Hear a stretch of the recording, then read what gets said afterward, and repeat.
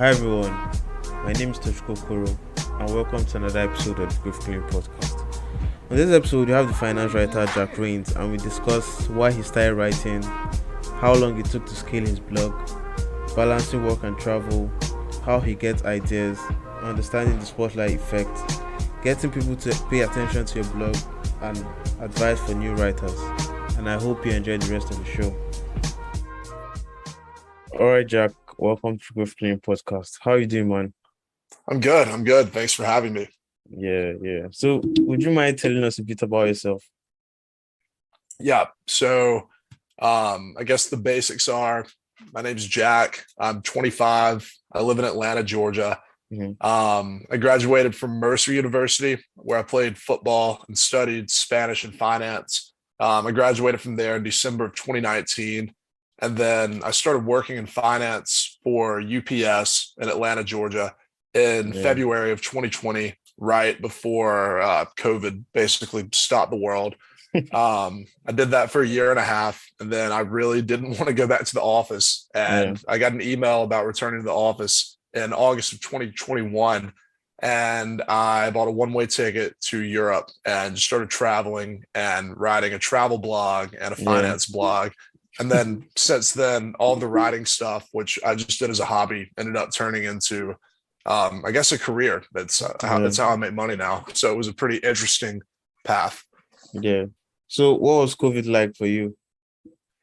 COVID for me, honestly, wasn't that bad because one, I caught COVID very early in June of 2020. So after that, like, once you already have it and get over it, it was like, okay, I'm past that. I'm healthy again. And then I got vaccinated later. And then in the state of Georgia, the COVID restrictions weren't quite as strong. So obviously, like, you would still have to wear a mask in Ubers and grocery stores, but most businesses didn't shut down. So life was relatively normal, just with, some restrictions and masks, but really just working remote was the biggest change, like working from my apartment every day.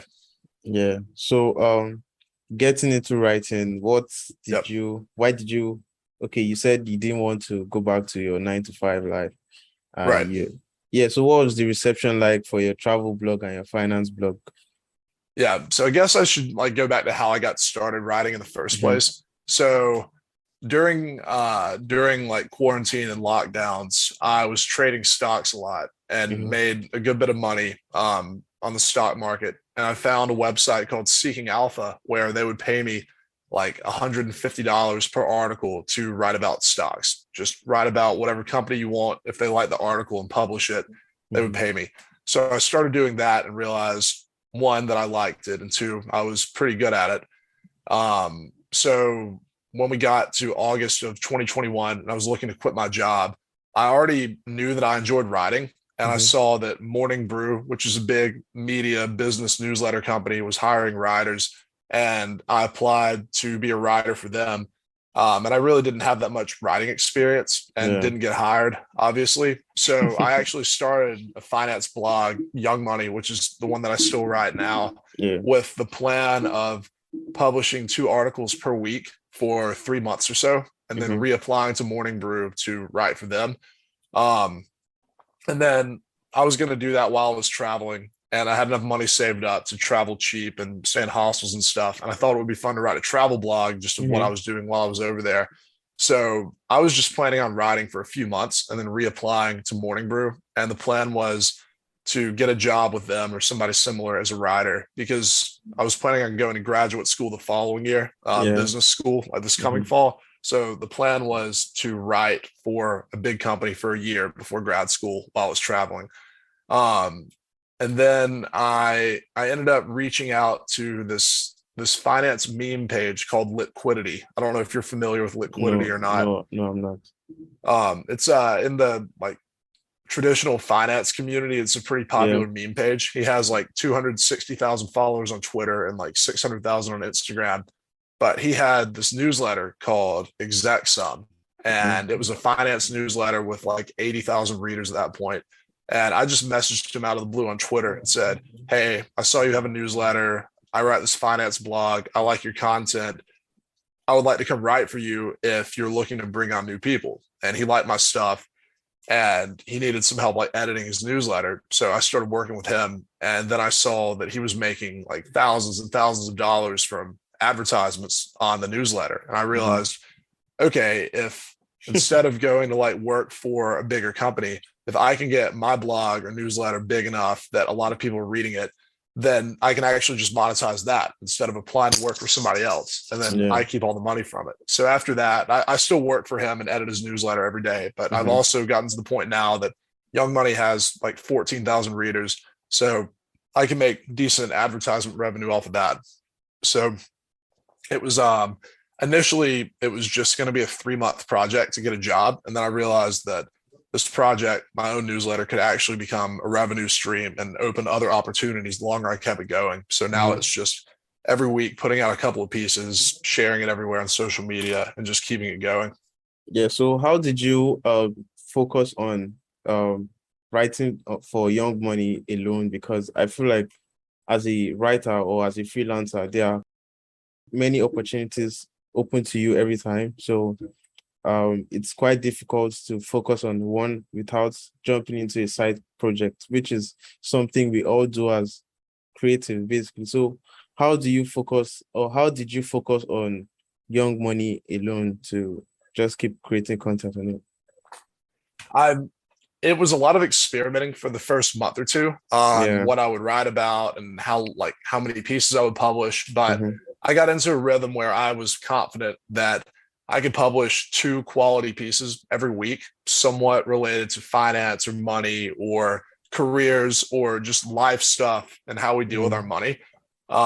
So once I got into the habit of doing that every like twice a week, it took about 2 or 3 months to really get used to the habit. And again, initially I wasn't publishing every Monday, Thursday. I would just publish when I had an idea for an article. But over the Yeah. month or two, I realized I can get into a cadence and make this a routine or a rhythm. And then after that, if once you set that initial routine, it's easy to build the other stuff around that. Like I also do some side projects here and there. But for me, I don't add anything that would intrude on my ability to knock out like two pieces that week. And Mm-hmm. sometimes I write both pieces on like a Sunday and then I have most of the week free and I can Mm-hmm. take more stuff on that week, but I always leave myself enough time. So it's really establishing that routine of what you want your central like content to be and then not adding too much stuff until that's ironed out. When that's set, then you slowly add other things around that as Yeah. you know that you can get them done. Mm-hmm. So you know how they say blogging is dead. What is your opinion on that? Have you heard it I before? Yeah, no, I completely disagree with that. Yeah. Um, I personally think having a blog Mm-hmm. or really just having your own like personal website that you publish stuff on is Yeah. super useful because it gives you an online this library of work that you can that remains relevant over time, right? Like when you just post stuff on Twitter, Yeah. TikTok, whatever, it has a lot shorter shelf life. When it's on its own website, like a blog, Mm-hmm. it just lasts a lot longer. So I think a blog isn't enough by itself, but I do think a blog is a very important thing for any writer to have because it serves as like a portfolio of their work. Yeah, I completely agree. In the first period when you had, okay, let's go back to when you had zero readers, and how long did it take you to get to 14K monthly listeners? So I started right around a year ago. So I've gone from Mm-hmm. 0 to 14,000 in 1 year. And it Yeah. hasn't been a straight line. Like it's early, it was slow. I put the initial, I'm launching this newsletter on Twitter and stuff. And I got about 200 signups off of that because a lot of people knew that I was kind of a stock guy. But after that, it was, I might gain 10 or 15, maybe 20 readers a week. Like it was going very, very slowly. But Mm-hmm. um, the biggest thing was just continuing to put stuff out there. You Yeah. become a better and better writer, and then you also, if the stuff's quality and your audience grows, eventually somebody that has a big following will share one of your pieces or retweet it, and then all of a sudden, 100,000 new eyeballs come on your stuff, and that's when it really starts running. There were Yeah. 3 times last fall where different guys who write about finance or tech either saw like they would be tweeting about something and I would reply to them saying, "Oh yeah, I was thinking about this a few months ago and wrote this Mm-hmm. about it." and they might read that piece and think, oh wow, this is like a really insightful piece, and then they'll Yeah. share it to their readers. So those the growth isn't a straight line. Yeah. It'll go pretty flat, and then you'll have a piece explode, and then it'll flatten out. But every time it goes up, it gets a little bit steeper. You know what I mean? Because your audience is getting bigger and bigger. Yeah. So it's really getting that momentum going until once you hit around 1,000 readers or so. If they're pretty well engaged, you start getting a feel for what your voice is, how best to Hmm. grow your stuff. It's just the first 3 or 4 months are probably the toughest part. Yeah. So I'm guessing most of your work for listeners came from social media, basically. Right. Yeah. Twitter was definitely the biggest Yeah. venue of growth for me. So if one of my listeners maybe is starting with zero social media followers, zero website readers, what should they do first? Should they start a blog or social media? I would do both at the same time. And some Mm-hmm. people disagree with me on this. Like some people think it's Mm-hmm. better to grow a big following on Twitter or LinkedIn or TikTok or one of these Yeah. sites first. Mm-hmm. And that does work. For example, if like I have a decent Twitter following with 16,000 followers, but if I had 100,000, it would be a lot easier to get people to look at my stuff. Mm-hmm. But if you're doing both of them at the same time, all the initial growth is slower. They grow together, right? Like your Twitter account is growing while your blog is growing, and it keeps the audiences in line versus if you say you engagement hack Twitter, you know what I mean? Like people who know how to post threads well to grow a massive following. Mm-hmm. And then you launch a newsletter 6 months later, the people that signed up because of how well you engage with Twitter might not necessarily care about what you're writing about. So it's trying to force this audience you built one way into a funnel to this newsletter that they probably don't care all that much about. And when you grow them at the same time, you're constantly getting feedback on what does well on social media and what doesn't. So your blog is you're constantly like building your blog based off the feedback as it grows versus growing Mm-hmm. Twitter one way and then trying to force a blog with no feedback whatsoever. You can do that, but I think you build a stronger connection with your audience if you do them at the same time, even if the growth is a little bit slower. Yeah. So how do you keep coming up with ideas for your blog? For me, it's I read a lot, and that helps. Mm-hmm. Both reading books, reading articles on like Bloomberg and other finance sites, and I just spend a lot of time on Twitter and see what people are talking about. And then I just try to get out and do a lot of different stuff. Like I travel a good bit, but I also just like whether it's at a cafe or a bar or a party, just meeting new people and just talking to them. And you never really know which ideas are going to be like a light bulb moment. But when you have all these different inputs from stuff you read and do and people you meet, it just gives you a lot of material to pull from. And then sometimes I'll be running or driving or at dinner and just have an idea. And I'm not trying to make that idea appear. It just hits like, oh, this, and this have combined to give me this idea for an article. And I'll add it to the notes of my phone. I use Notion, and it's like linked between my phone and my laptop. So I'll add like 2 sentences there before I forget the idea. And then it's on my computer when I get home. So it's really just a lot of quality inputs, and the ideas so far have just flowed naturally. Yeah, I actually really resonate with that because I think there's a tweet I wrote yesterday. I got the idea from going to the gym. Like on my way to the gym, I got the idea and I tweeted it. So it's not, sometimes writing is not all that deep. It just comes from you being able to receive and listen out for content. There's content everywhere, basically. You just have to be open to receiving it. Right. So let's talk about your work-life balance.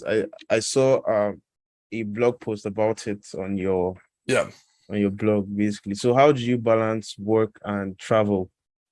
So for me, I don't the traditional way that people look at work-life balance is having all of your work segmented, say 40 hours a week, and then the rest of your life segmented over here.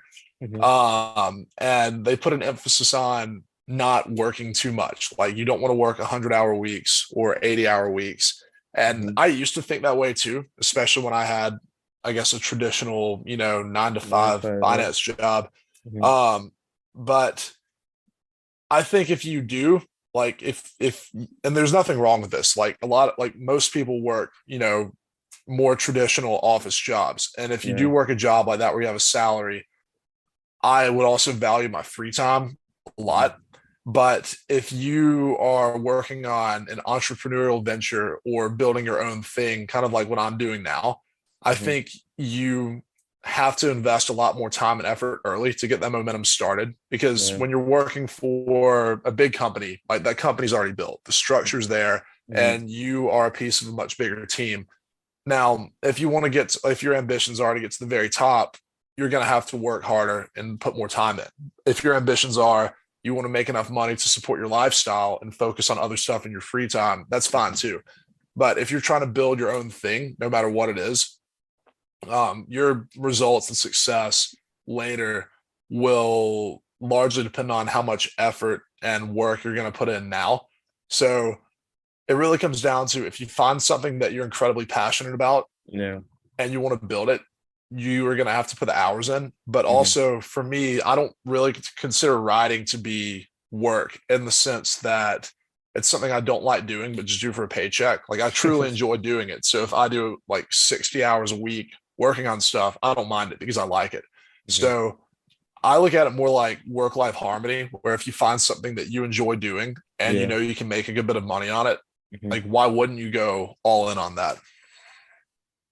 Yeah, that makes sense. So your writing is your full-time job right now, yeah? Correct. Yeah. Yeah. So and your major focus is the blog.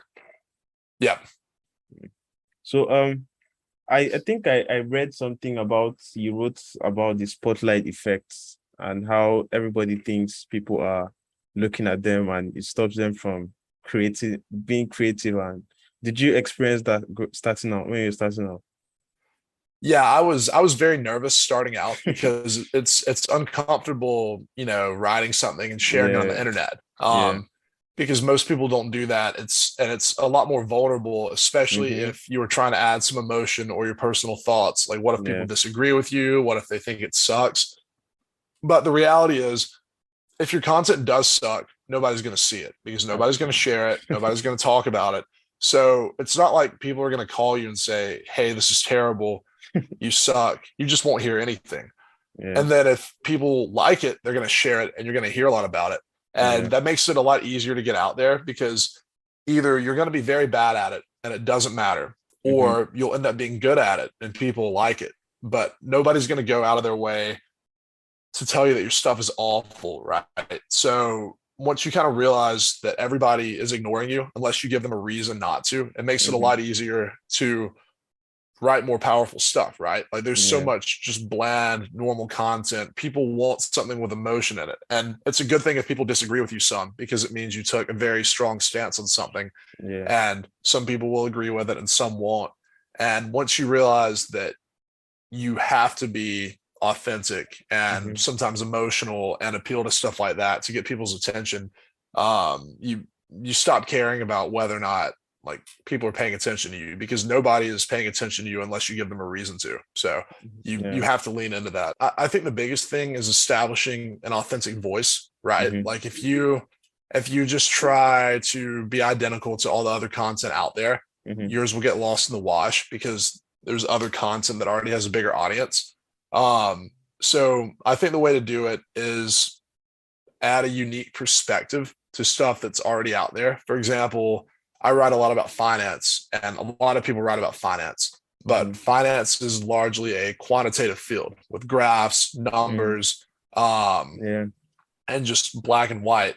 But people are very like qualitative Yeah. and not very rational and not very black and white. So by taking a qualitative approach Mm-hmm. to a normally quantitative field, or writing stories about numbers instead of just writing about the numbers themselves, I think it appeals to people a lot more.